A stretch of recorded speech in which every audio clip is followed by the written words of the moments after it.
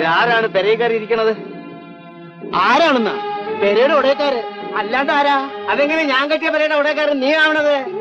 വേണ്ടേ? പൂന്തമരത്തിന് രൂപ കൊടുത്ത് ഞങ്ങളാണ് പൂന്തമരത്തിന് 75 രൂപ കൊടുത്ത ഞാനാ. അതിന് രേഖയുണ്ടോ? നീ കൊടുത്തതിന് രേഖ ഉണ്ടോ? മര്യാദയ്ക്ക് ഞാൻ കെട്ടിയ പെരയിൽ ഇറങ്ങി പോണതാ നല്ലത്. എങ്കിൽ പിന്നെ അവന്ന് കാണട്ടാ. ചുണയുണ്ടെങ്കിൽ ഒന്ന് ഇറക്കിച്ചേ. എന്റെ പെരേക്കാര് താമസിക്കുന്നത് ഇറക്കാൻ എന്തിനാ ചോണ?